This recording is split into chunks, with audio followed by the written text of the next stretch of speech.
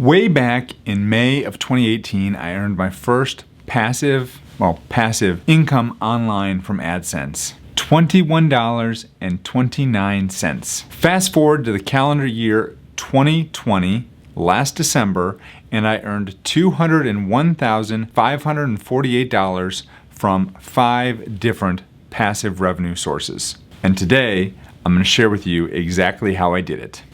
Hi, my name is Jim Hart. I am an online business lawyer and an entrepreneur. And like many of you out there, I love the idea of obtaining financial independence so that I can work when, where, and how I want without having to be forced to work for a paycheck. And passive income is one way that you can do that. But honestly, up until 2018, I never thought that the idea of earning significant revenue or income passively without trading my time for money was even going to be a possibility for me. But when I earned that $21.59 in May of 2018, everything changed for me. And a lot of you might be wondering why I'm choosing to share this information now. And that's because if you're a long-term subscriber to my channel, you know that the main focus of my channel has been how to legally start and protect your online business, how to file your LLC and keep it protected, how to trademark your brand, and all the other legalities that come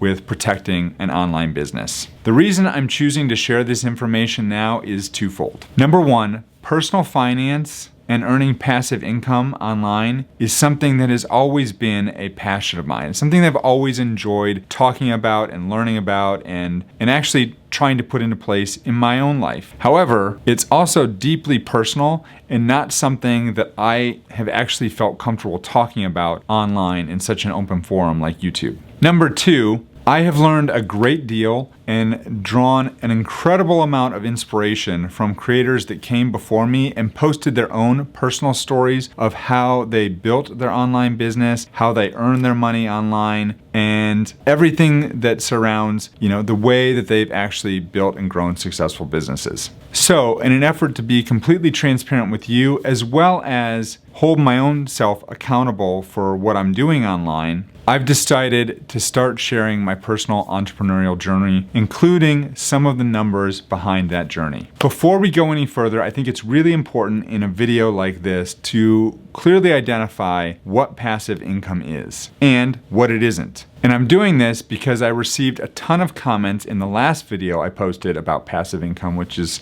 going to be somewhere up here. And most of those comments surrounded the general idea that there is no such thing as 100% passive income. And honestly, between you and I think that is absolutely correct. So what we're really talking about here when we're talking about passive revenue or passive income, the general idea here is that you put in the work ahead of time and then you can continue to earn a return on that initial investment of work that you put in to create that product over and over and over again without actually exerting any additional work on that product. Does that make sense? I realized that was kind of a mouthful. I wanted to mention this today because these passive income videos tend to attract a lot of people who are looking to basically get rich quick. I'm here to tell you there's no such thing as a free lunch, and you have to put in the work. You've got to put in the time. And whenever you hear about somebody who is exploding from nothing to this huge presence online, chances are they did a lot of work in the back end that you're not even aware of. And so I'm here to tell you that I do agree with that sentiment, that there is no such thing as completely passive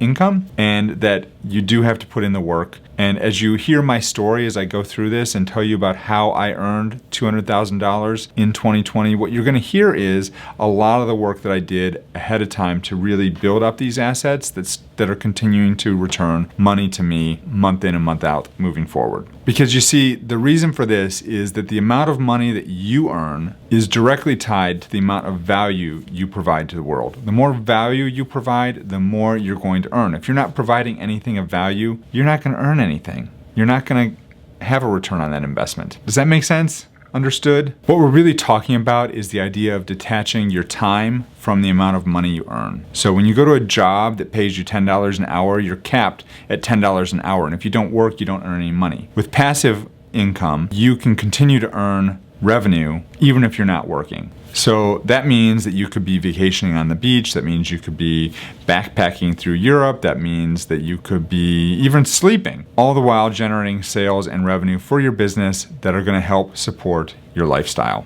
And honestly, the alternative is, well, working a 9-to-5 for the next 40 years, hoping that at some point you're going to be able to retire and save up enough money to do that. I mean, I like the alternative.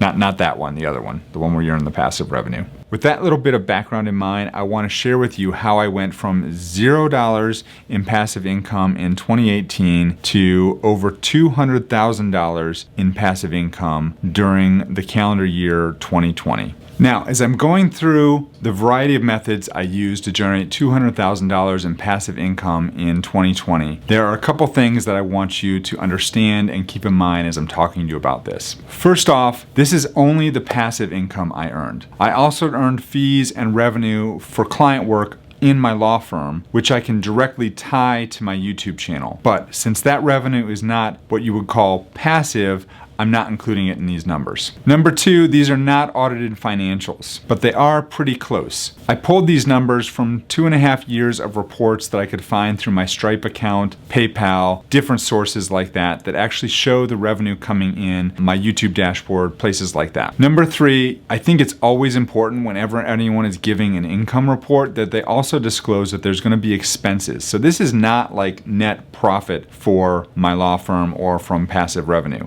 I also had expenses that I have to pay: rent, software, apps I use, utilities, different things like that that are directly tied to my law firm. So this is not my net profit. This is the income that I earned from passive sources. And number four, this does not account for investment income. A lot of times when people do these passive income type videos, they also share the amount of money that they made through their investment income. I'm not sharing those numbers here again because that's not business income in my mind. That is separate and different, and so I'm not including that here. Maybe in a future video I will include that, but for now I'm not including that. And lastly, I want you to understand that for each stream of passive income, I want to share with you 3 specific metrics, if you will. Number one, I want to share with you how easy I think it is for you to get started earning money from this passive income stream, how long it took me to earn $100 a month from this passive income stream, and then finally, how passive this income stream really is ongoing. I think it's important that people understand that because some of them are more passive than others, and I want to talk to you about that in this video as well. You ready? Let's hop to it. Let's get real. I might as well just have my water on the ready because these things make me parched. Okay, so the first source of passive revenue that I would like to discuss with you today is YouTube AdSense revenue. And I'm doing that because this was my very first source of passive income online. And I say that because at the time I first started this YouTube channel, I had no intention of building it into 120,000+ subscriber channel where it is today. I also had no intention that I was ever going to earn any revenue from it. So let's talk about what AdSense revenue is. The basic idea here is that somebody watches one of my videos, they see an ad either at the beginning, somewhere down here, or sometimes there's an ad at the end, sometimes they pop in and do an ad in the middle. You're gonna see one of those ads and maybe you click on it and click away from my video. Whenever you do that, the person that, the advertiser that placed that ad on the channel pays for that click. And I receive roughly 55% of the money that advertiser paid to put that video on the channel. So how much you're going to earn on your channel from AdSense revenue is really going to depend on 2 primary factors. The first factor is going to be how many views your videos get, and the second factor is going to be, like I said, the subject matter of your channel. So if you start a channel about entrepreneurship and personal finance and you're able to get some good quick views on your channel and you're able to grow fairly quickly, then you're more likely to earn money faster from AdSense revenue than you are if you start a lifestyle vlog, even if you grow just as fast. Everyone who starts a YouTube channel wants to be like Casey Neistat or Peter McKinnon or someone like that, but honestly, those channels are the exception. They're not the norm. You just need to be aware of that. If you're thinking about starting a YouTube channel so that you can earn AdSense revenue for it, that's fine, but I just want you to be aware that you should be teaching on a subject that maybe people actually care about. If you're just posting videos of yourself and what you did during the day, unless you're really entertaining, chances are your channel is not going to grow and you're not going to earn any AdSense revenue from it. As for my channel, I started teaching people about LLCs and protecting their online business. And when I started this channel way back about 5 years ago, there weren't a lot of other lawyers on YouTube talking about these subjects. Frankly, there weren't a lot of anybody on YouTube talking about these subjects. So as a result, I was able to actually grow pretty quickly without even realizing it. And in addition, like I said just a minute ago, when I first started this channel, my goal was not to make money. My goal was to post videos talking about topics that I enjoyed talking about and sharing information that I thought people might want to learn about as they're starting an online business from a legal perspective. So I started my channel back in 2016, and it took me over 2 years to get monetized in terms of AdSense revenue.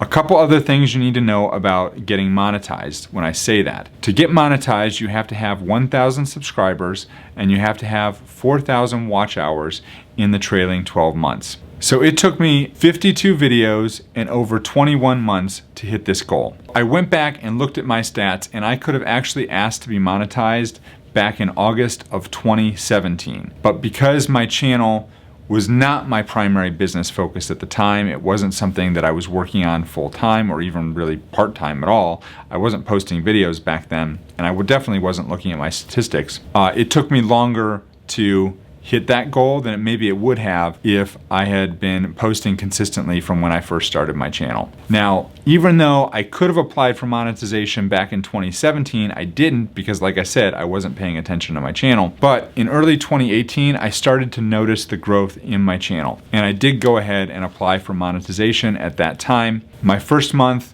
which was a partial month, it was May of 2018. I earned $21.29 for a partial month.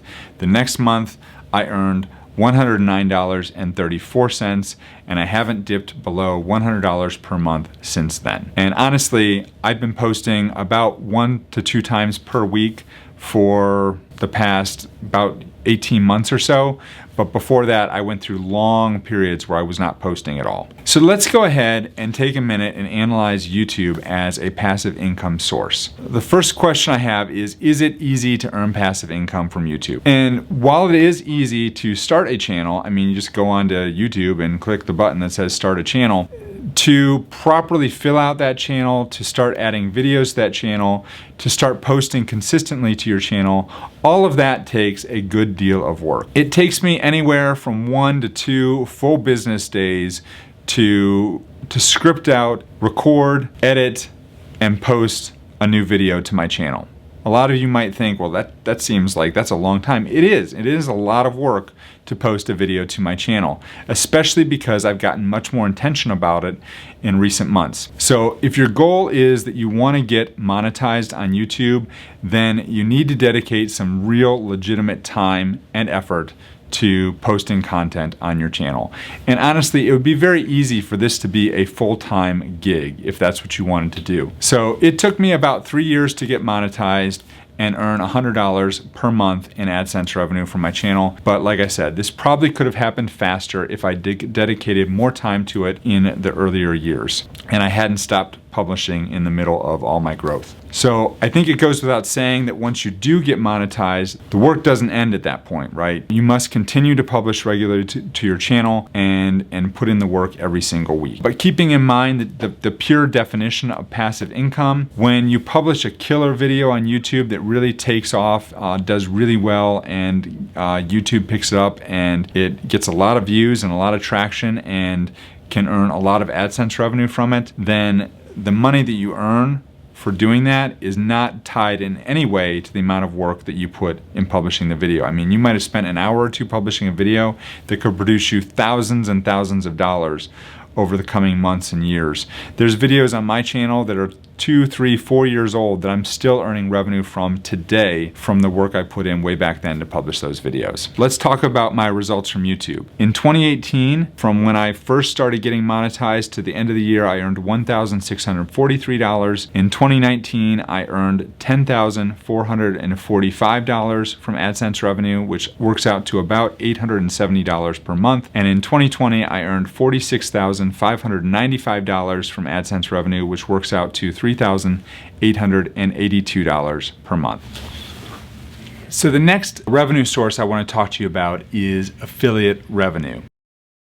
Affiliate revenue is actually a fairly interesting animal, and that's because there's lots of YouTubers out there who are earning money from affiliate revenue who aren't even monetized on YouTube yet. They might have 100, 200 subscribers, but they're earning thousands and thousands of dollars from affiliate revenue on their channel. Most of you probably know what affiliate revenue is, but for those of you that are new to this idea, basically it's the idea that you can earn commissions or revenue by promoting somebody else's product. And the commissions that you get paid are what are known as affiliate revenue. That's the general idea. And the most recognized affiliate program in the world is Amazon through their Amazon Associates program. There are YouTubers that are making literally thousands and thousands of dollars a month, way more than a full-time income, just by promoting products through Amazon Associates. And that's because even though the payouts are lower on Amazon, it is a trusted brand. People know who it is. You know if you buy something from Amazon and you have a problem, you can return it. And the other thing is that people that if you promote a product through Amazon and somebody clicks on that link that you provided in your video description, and then they go to Amazon, they might not choose to purchase the product that you promoted, but if they choose to purchase something else that you did not promote, that cookie, if you will, is good for 24 hours. So that means that you get credit for anything they buy on Amazon during the next 24 hours, which if you think about it is pretty powerful. Honestly, Amazon isn't the only affiliate game in town. There are other service providers out there. There are the other marketplaces out there where you can sign up and be an affiliate. And some of them are CJ Affiliate, which used to be Commission Junction, AWin, Share a Sale, and Rakuten Marketing, among others. If you want to start selling products as an affiliate, first thing you want to do is choose a product that you can really get behind and promote. I don't recommend that you promote products that you don't use or actually believe in, and then apply to be an affiliate for that company through whatever marketplace they use. And to figure this out, you can just scroll down to the bottom of the website for that company and look for something that's going to say apply to be an affiliate or affiliates or something like that on the bottom of the page. Or you can look through vendors on one of the marketplaces that I just mentioned before and see what types of products or services they are promoting through their marketplace. And the nice thing about these marketplaces is that you can review the stats for each product. You can see how well each product sells and what doesn't sell. So they'll tell you things like the CPM, they'll tell you what the conversion rate is, they'll tell you different things like that. They'll tell you what the average commission is, so you can actually get a sense of whether or not it makes sense to actually promote that product on your channel or through your website or someplace else. Let's talk about how each of these three factors work in practice. So the first factor that I talked about is how easy it is to develop a stream of income on your own through affiliate marketing. I would say it's relatively easy to get started as an affiliate, especially if you start with Amazon. You can apply to be an Amazon associate, and that's a fairly simple process to go through. In fact, this is a great way to get started earning revenue on YouTube or through Instagram, even before, like I said, your channel is actually monetized. However, some affiliates through some of the other marketplaces that you can find will decline you as an affiliate if your audience isn't big enough, or they might look at your website and say it doesn't really align with their brand. So just be aware that there are some affiliates will decline your membership as an affiliate. That does happen. In terms of how long it took me to first earn $100 per month in affiliate revenue, I started promoting various affiliates on my YouTube channel around the same time that I applied for YouTube's partner program. And that was in April of 2018. It took me until December of 2018 to earn my first $100 payout. And typically they won't pay you your affiliate revenue until you've hit a certain threshold, like $50 or $100, and then they'll pay out your first payment. And so I got my first payment in December of 2018. I would say that this is one of the more highly passive revenue streams, and that's one of the reasons why I really like it. But just as with any other passive revenue source, you have to stay on the ball. You've got to continue to produce some additional content, although I wouldn't say that you need to produce as much as you might need to produce if you're looking to get AdSense revenue from YouTube, because the nice thing about if you do a video that reviews a product that you're looking to promote as an affiliate, that video might do well for a really long time and you're going to continue to earn affiliate income from it. If you're interested in building a revenue stream though, you must continue to create more content and promote different products as an affiliate ongoing. So let's talk real quickly about my results from affiliate marketing through my YouTube channel. In 2018, I earned $100 from that one payment in December. In 2019, I earned $3,600 or $300 per month from affiliate marketing. And then in 2020, I earned $46,900 from affiliate marketing, and that was an average of $3,908 per month. So we're at number 3, and this next revenue stream for me for 2020 was digital products. And digital products can come in a variety of formats. In my case, I was selling legal contract templates through my website. So basically, these are lawyer drafted by me legal forms that I've created, coded to work with a software that I use that allows for conditional logic questions to make it really easy for people to complete the form. Once they finish those questions, the information flows through to the form, and then the customer gets the option to download the full contract. And they can download that in Word, edit as they wish. That's the digital product that I've created for my online business. Now, currently I have 8 legal contracts for sale on my website. They range in price from $49 to $999 for a bundle of contracts. And I'm in the process of building and creating even more templates and contracts that can be sold through my website. Let's talk about the 3 factors as they pertain to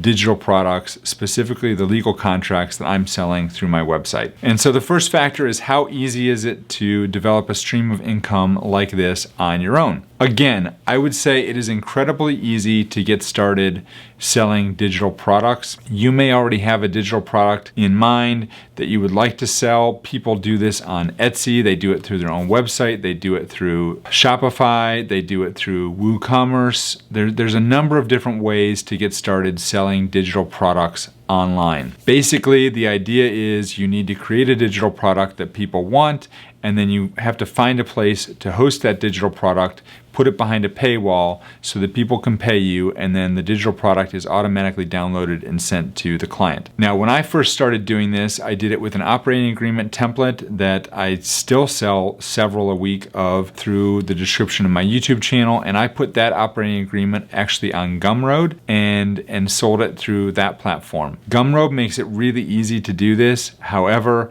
they only pay you once a week instead of pretty much instantaneously, as would be the case if people were buying it through your own website. You just need to create an account, upload the product, set a price, put in a description, and there you go. Easy peasy. Gumroad basically handles the rest for you. And then, like I said, they'll deposit any revenue that they receive from the sale of those products, less some fees, into your bank account, and they typically do that once a week. Now, on your end, what you need to do is you need to start sharing a link to that product and make people aware that you actually have that product for sale. You can do this on your social media platform of choice. It could be on Instagram, YouTube, Facebook, even Clubhouse if you're using Clubhouse these days, or on your website if you're already generating a good number of people and traffic to your website. That's another great place to list these products for sale. In addition, if you don't already, you need to start developing a list of email subscribers, because this is another ideal way to generate sales. Is when people sign up for your lead magnet, you put them through a follow-up sequence,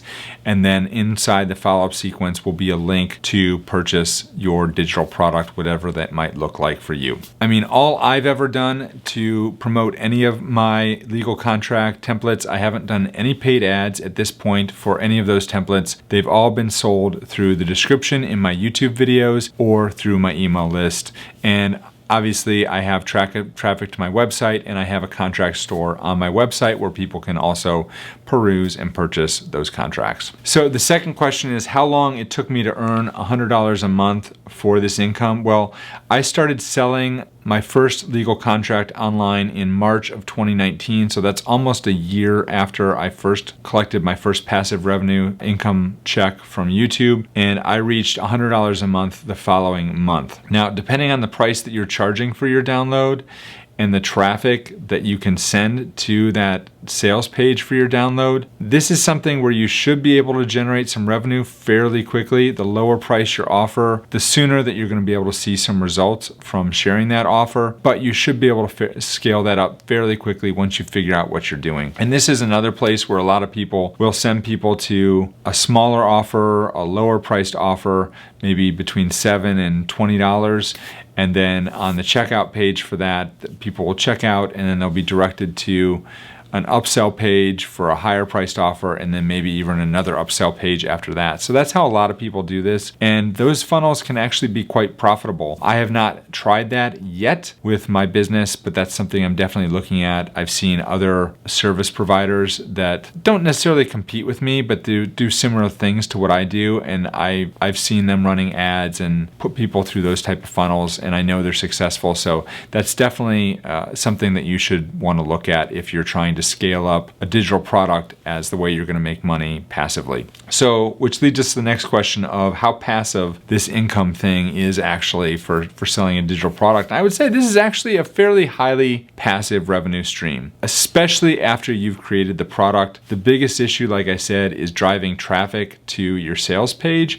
And honestly, this is one of those things where you could, if you did it the right way and you got the numbers dialed in and you optimized everything, this is something where you could be spending like $1 on ads and getting $2 back. And you can do that pretty much, as long as you want to print money. And that's a way to do that. And that could be fairly passive, especially if you hire somebody else to manage the ads. That could be a full-time income in and of itself, I would say. And if you have, even if you're not doing it that way, if you have an email list, you have a large social media following, or you're able to generate lots of traffic to your website through SEO and different things like that, then you're more likely to see ongoing sales, and this is going to be a more passive revenue stream. And this is something very easily where you could, stop working on your business for a week or two or even a month or longer and still continue to see sales trickle in through your digital product. So let's talk about my results from selling legal templates on my website. So in 2018, I didn't make any money from digital products, and that was because I didn't have anything to sell in 2018. In 2019, I made $2,164.40 from digital product sales, which amounts to $216.44 per month for the 10 months that I actually sold a digital product in 2019. And then in 2020, that number jumped to $15,708, which amounts to $1,309 per month for 2020. So I think that brings us to the fourth revenue stream, and that is digital courses. Now, digital courses are very similar to digital products, except that they're going to require a lot more upfront work to get started. And along those lines, a digital course is also going to require a lot more investment on the part of the customer who purchases your course typically, and it's going to require more effort on your part to sell the course. So where I say a digital product is much more passive in the sense that you create the product and then you put it out there and sell it. A digital course, you're typically going to have lessons, you might have templates, workbooks, videos, all sorts of different things that are going to go into a digital course that are not going to go into a digital product, if that makes sense. It's kind of like, look at it this way. So digital course is like a bundle of digital products. And if you can take one thing out of a course and you have a digital product, in my mind anyway. But if you put a bunch of digital products together, you can have a digital course. Does that make sense? There's a couple of different ways that you can do digital courses. You can either have them be completely standalone, or you can have them be monthly memberships where you're providing additional content every single month, such as I do with my online membership. You can create additional value in your course by adding more access to you. So on the one hand, that decreases the level of passivity that goes into the course, but on the other hand, you can charge more money for additional access. And you can do that through one-to-one calls, you can do that through group calls, you can do that even through just a Facebook group where you're going in and answering questions, once or twice a week. You can sell a digital course in just about any niche that you would like to sell one in, so long as there's an audience of people that are willing to pay for what you want to teach them. So I currently have 3 courses that I sell through my website and through my trainings and different things. The first is my flagship online business legal toolkit, which is currently closed for enrollment. That is basically a course that offers all of my trainings, all of my templates, all of those things, as well as 40 plus video tutorials inside that course for one fee. That's currently closed. There is a link down below to get on the wait list if that's something you would like to do. The second course is my standalone LLC formation course, which helps anyone who is thinking about setting up an LLC. You can do it through that course, and that's whether you're going to be doing it on your own or whether you're going to be using a service. It's built to help you answer all those questions that typically crop up when one is starting an LLC for the first time and they have no idea what they're doing. And then the third course that I offer is my Lock It Down legal membership, and that is a monthly membership program that is open for enrollment. There is a link down below. The way that works is it includes all of the trainings in all my other programs, includes all the templates. It's basically everything that I offer in a monthly membership program. And that includes group coaching, it includes subject matter expert trainings, it includes all sorts of goodies and things, as well as access to an online Facebook community where you can ask more questions and network with other people who are interested in doing the same things that you are interested in doing. Do I look tired? I hope I don't look too tired. My contacts are killing me right now, so anyway, there's that. So let's talk about the 3 factors as they pertain to my online legal courses. I should say my online digital courses. First, how easy is it to develop this stream of income on your own? I would say that this is probably the hardest stream of income to get started. Before I started my toolkit, which was the first course I offered, I surveyed my list, I surveyed everyone here on YouTube to figure out what they were looking for and what they needed. It's gone through a number of iterations. I did webinars about once a month for months, trying to figure out the right way to launch this, trying to figure out the right price points and everything else. This is going to be the hardest way to generate revenue. It takes time to do all these things, to survey your market, to determine what they'd be interested in or what they would want to buy, and then actually go and develop that content. You've got to record the videos, you've got to create the templates, you've got to create all these things. In terms of overall difficulty, I would say that this is by far the hardest revenue stream to build passively, if you will. Although I will say I know people who basically hire virtual assistants that have them build courses for them, and that's the way they do it, and that's pretty hands-off if you ask me. For somebody who's just getting started, that's not typically the way you're going to do it, and this is going to be on the higher end in terms of overall passivity. How long it took me to earn my first $100? Well, I'd say that's somewhat of a trick question because it doesn't take into account all the time I did behind the scenes, surveying my audience, developing the content, all those type of things. So I first started doing all that back in fall of 2019, but I didn't make any sales until April of 2020. But once I did start making sales in April of 2020, I very quickly surpassed $100 per month. So how passive would this be ongoing? I would say this is not passive. Now, it's passive from the standpoint, again, that you're detaching your time from the money you're earning, but I've been, like I said, launching this course about every 1 to 2 months on average since I first introduced it back in April of 2020. I spent a significant amount of money on Facebook ads promoting webinar trainings that then sell the course through the back end.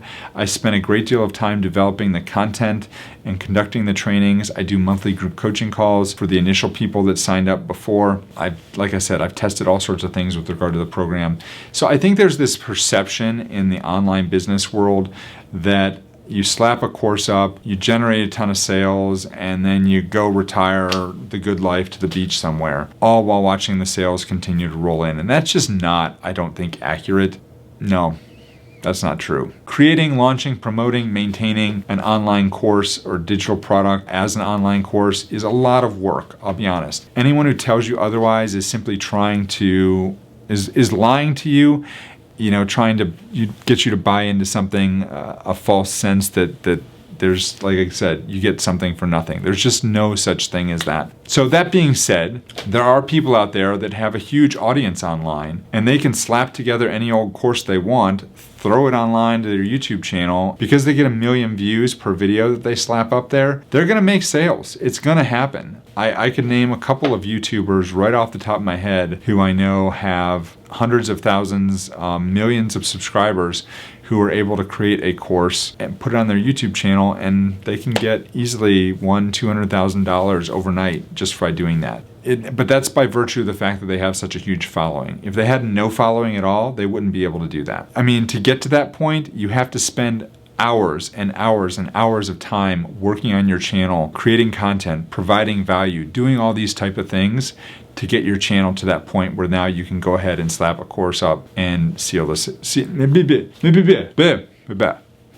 sales come trickling in, or come flooding in. I guess that would be the better way to say it. So let's talk about my results, shall we, of how I've done selling my course. I said that YouTube revenue and affiliate revenue were my top earners. That's not actually correct. They were initially, and that's because in 2018 and 2019 I made 0 from course sales. And then in 2020 I made $85,377, which averages out to $9,486 a month for the 9 months that I sold the course in 2020. Because remember, I didn't launch my first course until April of 2020. So yeah, there you go with courses. So let's talk about the next one, the last revenue stream for me, and that is my productized service. A productized service, and for me, this is my DIY LLC. Now, a productized service is where you take a service that you would normally do for somebody and you kind of turn it into a standardized offering, a standardized product. The nice thing about a productized service is once you've turned it into a standard offering, like let's say, for example, editing YouTube videos or editing podcasts or writing a book, all of these things can be turned into productized services, and I can give you examples of all of those, of people that have done all of those things. The nice thing is once you have come up with a set way of doing these things, then you can hand that off to a virtual assistant, and they can fulfill on the service obligation for that productized service, if that makes sense. So it doesn't have to be something that's different for every single client that comes in the door. Now, the way I've done this is through my DIY LLCs. Now, this is a revenue stream that may seem at first glance to be completely passive, and that's because I've contracted with another company that has developed a website for me to take LLC orders and then process those orders for me. And they take the lion's share of the fees, I'll be perfectly honest. And I get a small percentage of each sale that comes in through my DIY LLC site. Again, there'll be a link down below. Let me give you a little bit of backstory on why I added this as a revenue stream to my business. It wasn't initially on my radar, but back in 2018, 2019, when my channel was really growing, I kept getting calls from people all over the country asking me to set up their LLC for them. And I had to turn them away because honestly, I didn't have a means to do those things in all 50 states. I didn't have a procedure in place to set up LLCs in all 50 states. And number two, the revenue, when I figured out a way to do this, I determined that the revenue would be mostly passive and the fees would be slightly better than the affiliate revenue that I was generating for promoting other companies that form LLCs.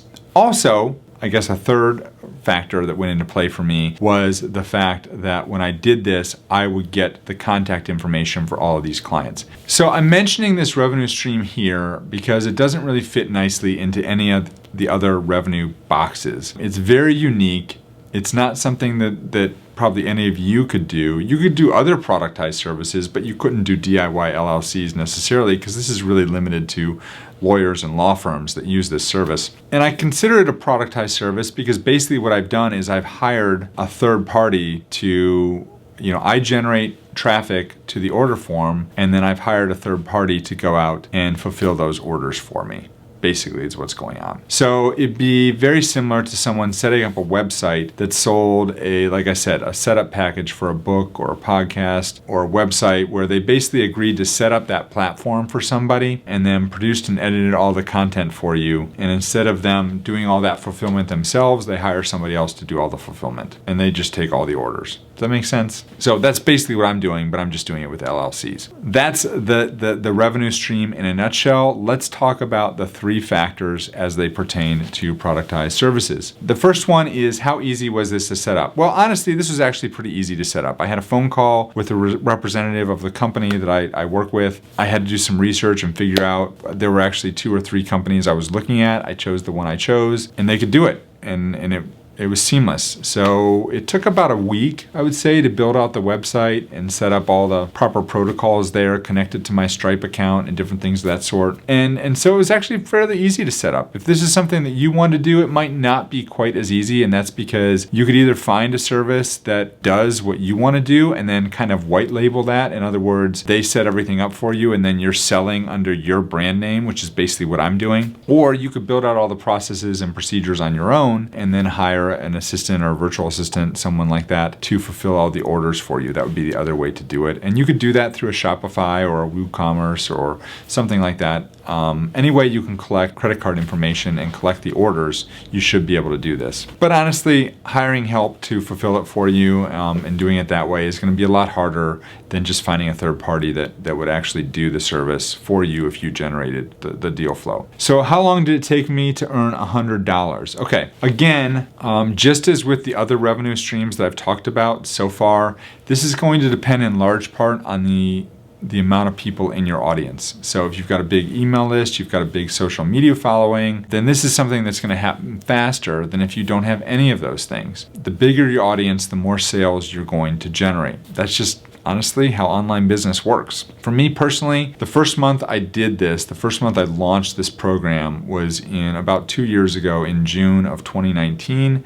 And I generated in that first month $425.86 in profit, net profit, that's revenue minus expenses, compared to the $350 that I generated in affiliate sales for setting up LLCs that same month. So you can see in the first month I did it, I actually generated about $75 more in revenue from this service than from affiliate sales. But again, I had a built-in audience through YouTube. I had an email list that was established that I could market to, and I'm sure, I don't remember exactly how I did it, but I'm sure I used both of those resources in setting this product up and launching this product. The third question is, how passive would this be to maintain? On a scale of 1 to 10, where 1 is completely hands-off and passive, and 10 is you have to do a lot of work, I would say this is probably a 3 in overall passivity. The reason for this is that even though I'm not fulfilling on the orders, and frankly, I don't have to do much work at all with regards to the orders, I still get customers that reach out to me, that call me, they have questions or they have customer support issues that they need to address. And so it's not, I wouldn't say 100% passive, but it's about pretty close. So if you compare this from what I know after doing this for 2 years to affiliate sales, I would say affiliate sales are much more passive, because even though the revenue isn't quite as high, you don't generate those customer support issues that you generate by doing the productized service, if that makes sense. So if you're looking to build a productized service, I would imagine that you are probably going to have to deal with similar issues on your end. So let's talk about my results and how I did with my productized service. Again, not a huge money maker for me. In 2018, I made nothing again. In 2019, I made $1,720 or $246 a month for the 7 months that I did it. And that is net profit. That's not revenue, that's net profit, because I don't make a whole lot from each sale. And then in 2020, I made $6,775, which is $565 a month. So again, you compare that to the affiliate sales that I made in 2020, and affiliate sales, I generated $46,900. So clearly I made more as an affiliate than I did from productized service. Something to think about, and that might steer where I go moving forward. So let's talk about the overall results and how I got to $200,000 in revenue. So from that first month in 2018 when I generated $21.59 to the end of 2020. In 2018, total revenue from all sources was $1,746, which amounted to $218 per month. In 2019, I generated $18,048 in total revenue, which amounted to $1,504 per month. And then in 2020, I generated $201,548 in total revenue from all these passive sources, which amounts to $16,796 per month. That's how I did it. Hopefully you can take some of these ideas and start to develop some passive revenue sources of your own. If you like this video, you'd like to learn more about my goals for my income in 2021 and where I'm hoping to go in the last 6 months of this year and how I've done so far this year, then click here to watch my next video. Thanks so much for watching, folks. We'll see you next time.